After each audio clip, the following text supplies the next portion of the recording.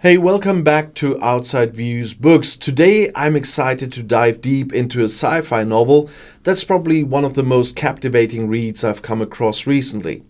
Eve Templar One by Tony Gonzales. Now, if you're familiar with the Eve online universe, you're already in for a treat because this book is directly tied in that massive world of politics, warfare, and deep space. But even if you've never played the game, like me, trust me, this book stands strong on its own as a solid piece of military sci-fi. Let's start with what drew me in right away, the setting. Eve Templar One takes place in a future where humanity has spread across the stars, colonized distant planets, and of course is locked in a constant struggle for control over resources and power.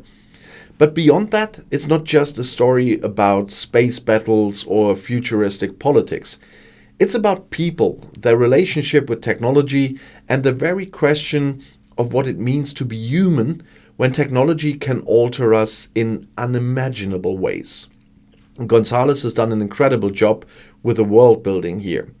He expands on the lore of the Eve Online universe in a way that feels both vast and intimate at the same time.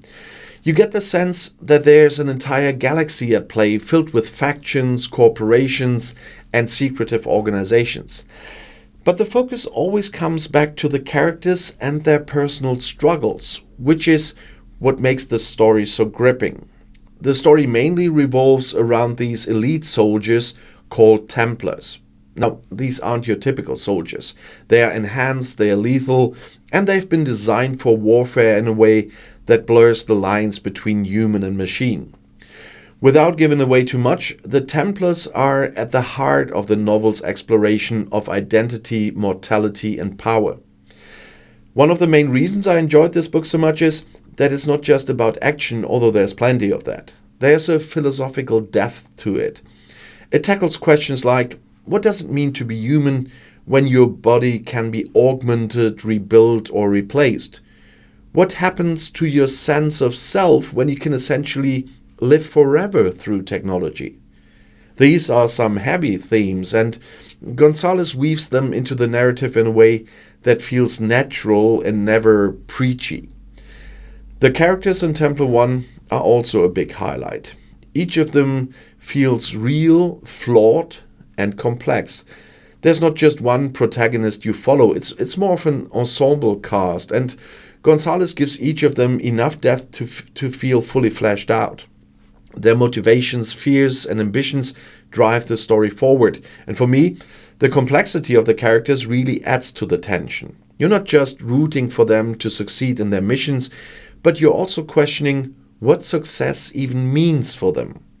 And some of them are caught in moral gray areas, and that makes their journey all the more engaging.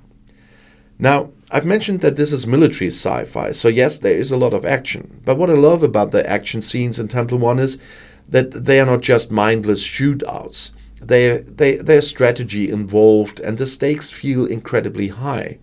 The descriptions of space combat and ground warfare are vivid and intense, but there's always that underlying question of how much humanity is lost in these battles when the soldiers themselves are so heavily augmented. One of the standout aspects of this book for me is how well Gonzales balances these thrilling action sequences with quieter, more introspective moments.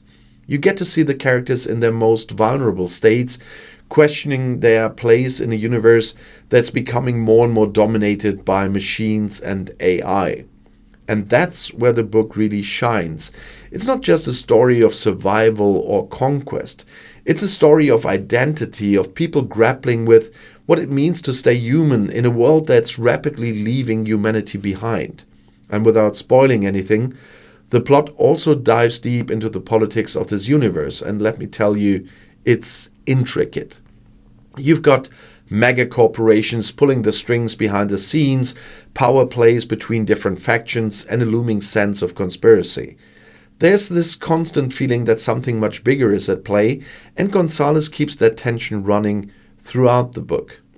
And what I also found fascinating is how the book explores the ethics of immortality. In this world, technology allows people to essentially live forever, transferring their consciousness into new bodies. But the question arises, what's the cost of that? How much of your soul is left when your physical form can be replaced over and over? Is this moral ambiguity that makes the story feel so much more than just a sci-fi action novel?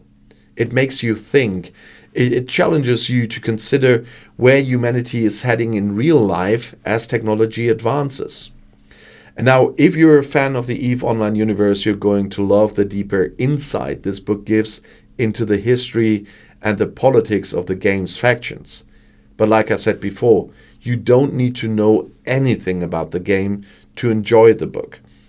It's a standalone story that offers enough context to pull you into its world without needing any prior knowledge. And the themes it tackles are universal, and the story is gripping from start to finish. And the pacing is excellent too.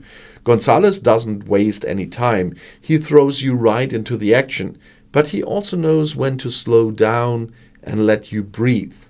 The balance between high-stakes action and thoughtful exploration of the characters' inner lives is really well done. And the ending? Oh, the ending. Well, I'm not going to spoil it, don't worry.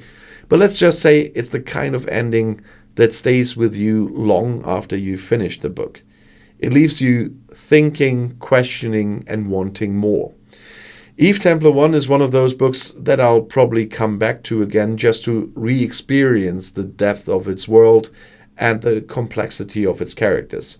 And if you are into sci-fi that makes you think, challenges your perceptions, and still delivers on the action front, this is definitely a book you will want to check out.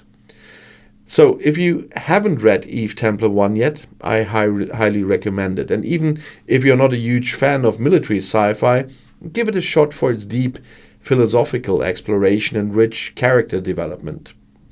But that's it for today's episode of Outside Views Books. I would love to hear what you think about EVE Templar One if you've read it, or if you are planning to pick it up after watching this video. And as always, don't forget to like, subscribe, and drop your thoughts in the comments below.